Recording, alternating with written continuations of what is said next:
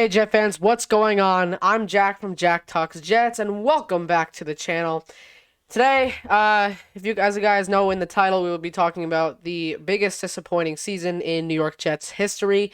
I just really have over the past few months, I've been very disappointed with how this season's going. I do not like the direction that the New York Jets are going in, especially with the direction that our team seems to be going in. Obviously, the Jets, with the loss of the Dolphins this past week, the Jets were eliminated from playoff contention. I kind of knew that since early October. I think all Jet fans knew that since the Broncos lost. I think we were going to be eliminated. The last time I really had hope for the Jets was probably during the Patriots Week 3 game. And that was on September 19th. That was almost 3 months ago, actually. And I do believe that this season is the greatest disappointment in New York Jets history, because it's not even the fact that we're eliminated from the playoffs. I am used to that. I am used to that at this point. It's the fact that we have such a talented roster and we still find ways to lose games in great fashion. I did a little thing where I calculated if the Jets stayed alive in the game. If the Jets stayed alive in their games, they'd be 10-3 right now. If they kept on grinding, they'd be 10-3 right now. Let's go over it right now. 49ers, again, I think I went over this last video, actually. But I want to do another one for the second half of the season. Obviously, 49ers loss I had. Let's see if we kept contention in the game. Niners, I still would have said lost. Titans win. We did win that. Patriots win. We won that. Broncos, if we kept going, that's another win. That's 3-1.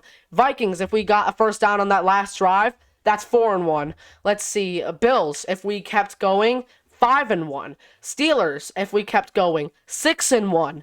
That's 6-1 already in the first half of the season. Let's see. I think it was New England, actually. Let me check right now, actually. Okay, yeah, so I have the Jets schedule pulled up on my other monitor right here. It was the Patriots after that. So what do we say? I think it was 1-1, 2-1, 3-1, 4-1, 5-1, 6-1. All right, if we 6-1 after beating the Steelers, or if we kept going on.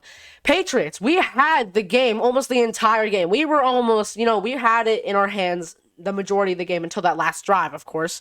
So that's 7-1 if we kept alive. We beat the Texans. That's 8-1. That's arguably first place in the AFC or second place in the AFC. The Chiefs still went undefeated. Cardinals, I'm still going to say we took a loss. Now we took a beating. So that's 8-2. Colts.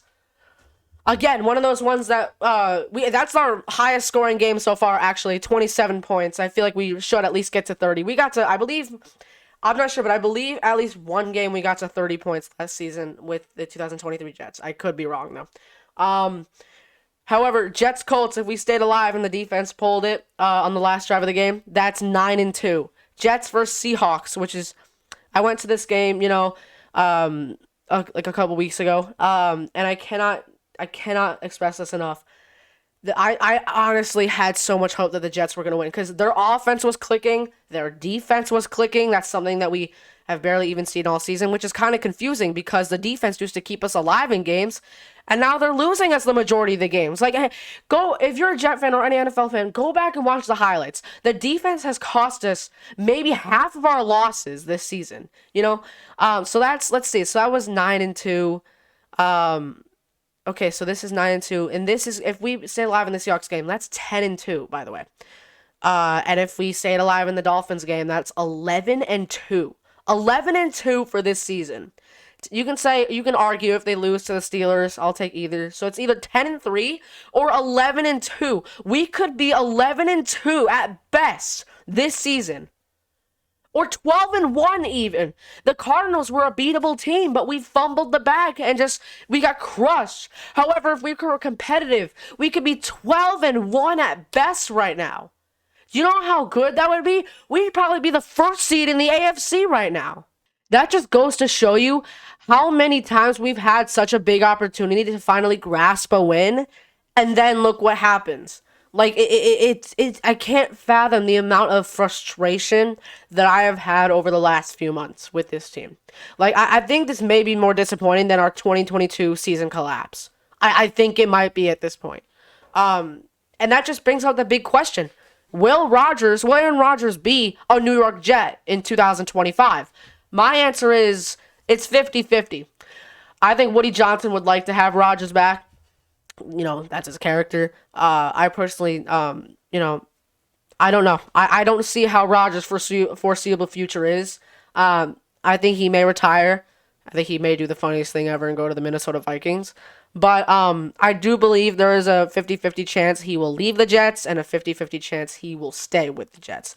I do believe that Rodgers still has some talent left in him, so I wouldn't be completely mad if he stayed with the Jets. But I feel like a new opportunity, a fresh new start. I feel like we're not going to go. First of all, before I say this, I do not think we're going to go anywhere unless Woody Johnson or with Woody Johnson as our owner. I don't think things have been working out. The last time the Jets have really had success was back in 2015. And if you even want to say 2010, that's fine too, because that's the last time we even made the playoffs.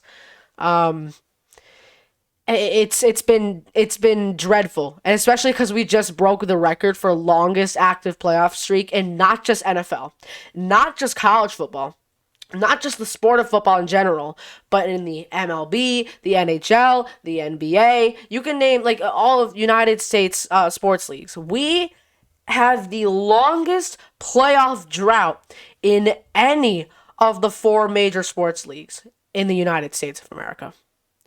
It's awful. It really is. It really is.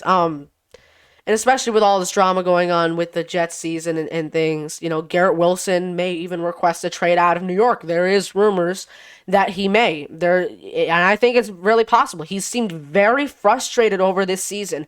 And although I do not ever want him to leave, I think he is such a key aspect in our offense along with Devontae Adams.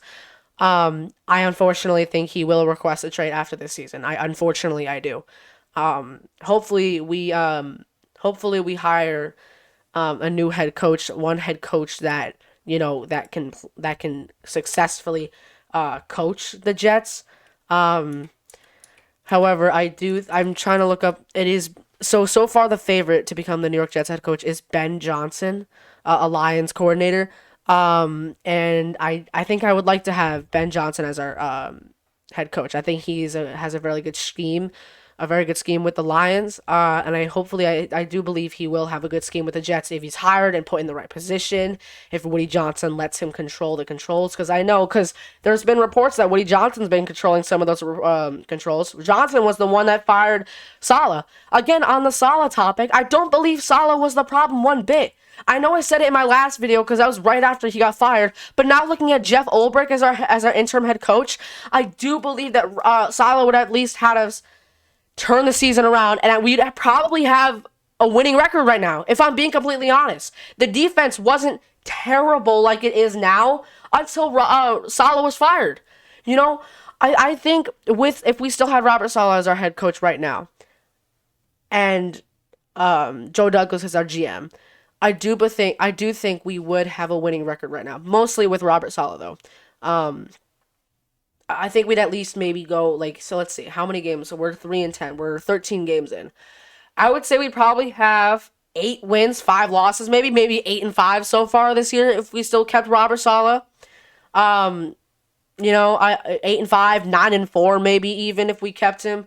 Although I do like Jeff Ulbrich I think he's a great defensive mind. I think he's a great defensive coordinator. It's not working out with him at interim head coach, and unfortunately, I think he will be off the coaching squad next season. Unfortunately, that's just how I picture it will be. And like I said, the defense is underperforming a lot. Like I mentioned earlier, they've cost us almost half the games, maybe, if you go and watch their old highlights. And the thing that really bothers me the issue is also kind of on both sides of the ball as well. It's not just defense that I'm really concerned about. Offense has gotten, the good thing I will say about the Jets offense, it has gotten gradually better, slightly better throughout the entire season so far. But I still think there's no offensive scheme. That's what I like about Ben Johnson. He has a good scheme with the Lions. That's what I like about him. But the disappointing part about the Jets season this year is that there is no offensive scheme. I can almost predict every single play on the first drive. Let's see, 1st and 10. It's going to be a pistol, going to be in pistol formation, 2 tight ends right, 2 tight ends left, stretch play to Breece Hall, or dive up the middle with Breece Hall, gain of 1 or 2. Second play, it's going to be a pass thrown incomplete intended for Devontae Adams or Garrett Wilson on the flat. Third play, it's going to be on 3rd and 8. It's going to be another pass. Rodgers gets sacked, and here we go. They punt it away. I've seen that many times this year, especially not even on opening drives, just on different drives in general. Like sometimes I can even me and my friend Jake, who's been on the show a couple times, we've joked how I can kind of almost predict the Jets' opening drive completely. And it's sad that I can. It's honestly disappointing that I'm able to predict a professional NFL team's first drive. But I mean that's really all I have for you guys today. Otherwise, we hopefully will get a good draft pick and draft either. I don't know. It's kind of I'm kind of torn right now who we want to draft. I'll see in the next couple months. Maybe a quarterback. Maybe defensive player Will Johnson. Maybe a corner from Michigan. I'm not sure. But I'll keep you guys updated. Starting actually next Saturday. I will be doing live videos on Jack Talks Jets Sports Talk Radio, which is my live channel because I'm not able to go live on here anymore for some reason. And so starting next week, maybe not even next Saturday, maybe I'll do it a little before, but I will be doing game previews before, and maybe I'll even go live tomorrow after the Jets Jaguars game, because hopefully, I anticipate a win tomorrow. If we do not, I kid you not, if we do not beat the Jaguars tomorrow, I give up completely. Like, I'm done. Like, I'm honestly done if we do not beat the Jacksonville Jaguars tomorrow. But that's really, again, all I have for you guys. Thank you guys so much for watching this episode today. If you guys are new, make sure to hit that subscribe button. If you like this video, make sure you hit the like button. And I will see you guys next time. Peace out, Jet fans.